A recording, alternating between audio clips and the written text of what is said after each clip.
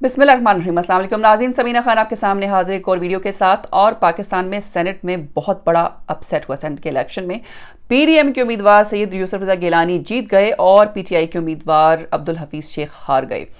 अब ये सवाल हो रहा है कि क्या असेंबलियाँ टूट जाएंगी। इमरान खान ने एक बहुत बड़ा ऐलान किया है कि वो वोट ऑफ कॉन्फिडेंस लेंगे पार्लियामेंट से, और उनका कहना यह था क्योंकि वो जमहूरी लीडर हैं और वो पूरे पार्लियामान के वज़ीर आज़म है, इसलिए उनका इस शिकस्त के बाद पार्लियामेंट से वोट ऑफ कॉन्फिडेंस लेना बहुत ज़रूरी है, जो इशारा दे रहा है कि शायद ये भी हो सकता है कि इमरान खान असेंबलियाँ तोड़ दें। अगरचे कि इस जीत के बाद अगरचे कि पीटीआई ने मजमूई तौर पर ज़्यादा सीटें ली हैं, लेकिन ये एक बहुत बड़ा अपसेट है। वफाकी दारुल-हुकूमत की सीट थी जिसमें एक तरफ पीटीआई की जो उम्मीदवार हैं ख़वातीन की नशिस्तों पर वो जीती, लेकिन अब्दुल हफीज़ शेख हार गए और हारे भी सिर्फ 5 वोटों से। 169 वोट्स लिए हैं यूसुफ रज़ा गिलानी ने, 164 लिए हैं अब्दुल हफीज़ शेख ने। टोटल 340 वोट थे, उनमें से 7 मुस्तरद हो गए, 333 बचे। और उस प्रपोर्शन के हवाले से भी अगर देखा जाए, 7 वोटों के मुस्तरद होने के बावजूद 8-10 वोटों का घपला तो है। अब पीटीआई सर जोड़कर बैठी होगी और एक दूसरे पर इल्ज़ाम तराशी कर रहे होंगे कि ये कौन है जिन्होंने इन वोट्स को ख़राब किया। और अब सवाल उन लोगों से भी होगा जिनके वोट मुस्तरद हुए। इसमें एक नाम है शहरयार अफरीदी, और ख़बर ये है कि उनको बहुत डांट पड़ी है इमरान खान से। अब उनका फ्यूचर मुझे ख़तरे में लग रहा है। अगरचे कि जब उनसे कांटेक्ट किया गया तो उन्होंने कहा जी कि उनको ऐसा कोई वो गुस्सा नहीं हुए प्राइम मिनिस्टर से, बल्कि उन्होंने कहा कि मुझे तुम पूरा यकीन है और मुझे पूरा भरोसा है कि तुम मेरे करीबी साथियों में से हो और तुमने जानबूझ के वोट ख़राब नहीं किया। लेकिन एक बात जो अकल नहीं मानती कि बैलेट पेपर पर आप सिग्नेचर नहीं करते, आप स्टैंप लगाते हैं। क्या ये शहरयार अफरीदी को पता नहीं था? मैं उन पर इल्ज़ाम नहीं लगा रही हूँ, एक जस्ट अ क्वेश्चन जो कि इमरान खान के दिमाग में भी चल रहा होगा। और वो एक और ख़ातून हैं जो कि जिनके अक्सर बारे में मुख्तलिफ़ किस्म की न्यूज़ आती रहती हैं, और वो अक्सर जो है वो सुर्खियों में भी रहती हैं, बल्कि ख़ास तौर पर उनको याद किया जाता है कि उन्होंने कहा था कि इमरान खान की जो है वो किलर स्माइल है। उनका भी जो वोट है वो मुस्तरद हुआ, उन्होंने भी कोई गलती की। बहरहाल शहरयार अफरीदी ये कहते हैं कि उनसे गलती हुई और उन्होंने इमरान खान को कहा कि मुझसे गलती हुई है। तो इमरान खान ने कहा कि आप इलेक्शन कमीशन में या आरओ को रिक्वेस्ट करें कि आपको नया बैलेट पेपर दे दें, पर उनको वो नया बैलेट पेपर नहीं मिला। सुनने में आया है कि आसिफ जरदारी से भी कुछ गलती हुई। उन्होंने जब एप्लीकेशन दी नए बैलेट पेपर की तो उनको मिल गया, लेकिन अभी इन खबरों में कोई सदाकत नहीं है। सवाल ये है कि इतनी डांट पड़ी है शहरयार अफरीदी को, तो क्या अब इनका मुस्तकबिल ख़तरे में है? क्या इमरान खान को वाकई ये शक होगा कि ये उन्हीं लोगों में से हैं जिन लोगों के वोट मुस्तरद हुए हैं, जानबूझकर इन्होंने गलती की है ताकि दूसरी पार्टी को इसका फ़ायदा पहुँचे? मतलब ये ऐसी सवाल है कि असराइयाँ हो रही हैं, सियासत है, सियासत में कुछ भी चलता है, कुछ भी जायज़ है। बहरहाल सबसे इंपॉर्टेंट मुद्दा ये है कि इतने बड़े अपसेट के बाद क्या इमरान खान असेंबलियां तोड़ने जा रहे हैं, इस पे बात करेंगे। सबसे पहले आपको ब्रेकडाउन बताऊं कि तमाम सूबों में से जो इलेक्शन के जो हुए हैं कामयाब उम्मीदवार, कितनी सीटों पे इलेक्शन हुए, कितने लोग कामयाब हुए, ताकि आपको थोड़ा सा एक पॉइंट मिले। हाँ, एक बहुत इंपॉर्टेंट बात, क्योंकि अक्सर लोग जो है मेरी वीडियो शायद या सबकी वीडियो शुरू के 4 मिनट सुनते हैं फिर आखिर में नहीं सुनते, तो वो लोग जो आखिर तक नहीं सुनते उनको मैं बता दूं, फैसल वोडा का बड़ा इंटरेस्टिंग, मैं इंतज़ार करी थी कि वो आज क्या फैसला करते हैं।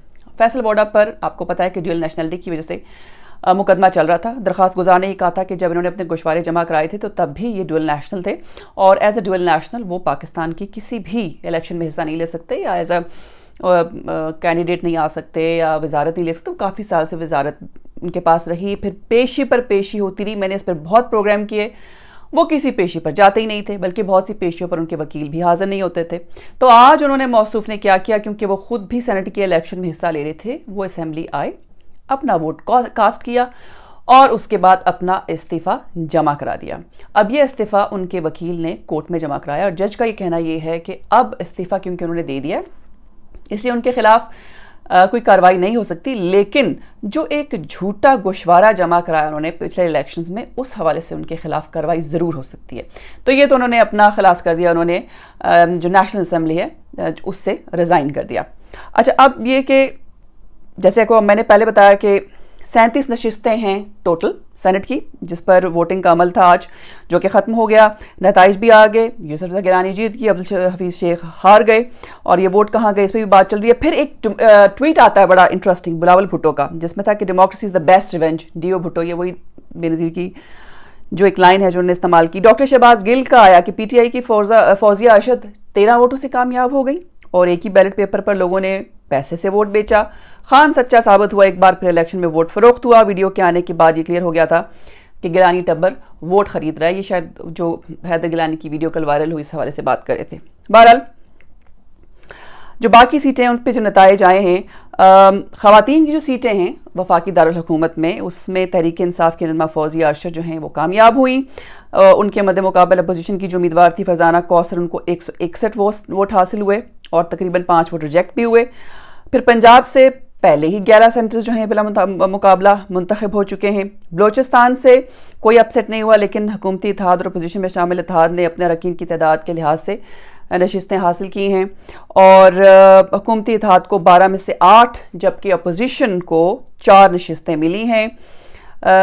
अब एक और चीज़ मैं सिंध के हवाले से बात करना चाहूँगी कि सिंध में एक बड़ा इंटरेस्टिंग वाक़या कल हुआ, अगर आपने वो वीडियो देखी है, जिसमें पीटीआई के ही अराकीन को हरासा किया गया और बहुत बड़ा शोर शराबा भी हुआ और बड़ा गुलगपाड़ा हुआ। फिर कैसे भगाया गया लोगों को गाड़ियों में वहाँ से, और वहाँ पर पीटीआई के लोगों ने ये स्टेटमेंट दी कि उनका जहाँ पे ज़मीर जिसको मानेगा उसको वोट देंगे। सो सिंध में ऑलरेडी पीटीआई के अरकान जो हैं वो पीटीआई की ही पॉलिसीज़ के ख़िलाफ़ आवाज़ उठा रहे हैं।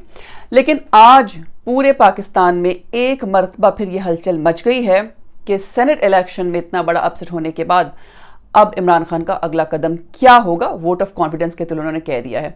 बिलावल भुट्टो ने भी ये कहा है, शहबाज शरीफ ने भी ये कहा है और मरियम नवाज की भी यही स्टेटमेंट आई है कि इमरान खान को चाहिए कि वो फ़ौरन से पहले इस्तीफ़ा दे दें और उनका जो बयानिया है वो अवाम ने मुस्तरद कर दिया है। और जैसे मरियम नवाज़ कहती हैं कि चीनी चोर, आटा चोर, बिजली चोर, पता नहीं क्या क्या चोर, कि अब इनको जो हमारी पाकिस्तानी अवाम है वो समझ गई है और लोग जो हैं, जो इनकी अपनी पार्टीज़ के लोग हैं, वो भी इनके बारे में समझ चुके हैं, इसलिए अब कोई इनके साथ नहीं है।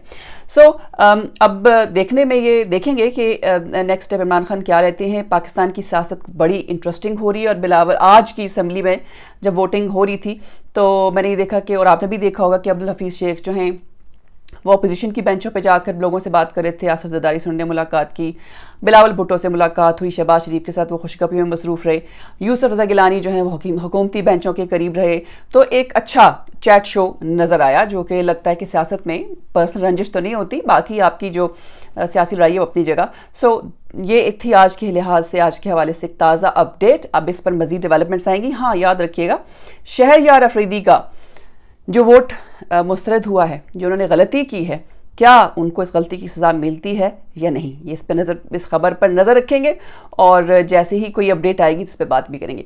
ये थी आज की वीडियो। अगर वीडियो पसंद आई है तो उसको लाइक और शेयर ज़रूर कीजिएगा और अगर आपने मेरा चैनल सब्सक्राइब नहीं किया तो मेरे चैनल को सब्सक्राइब भी ज़रूर कीजिएगा। ये था आज का प्रोग्राम।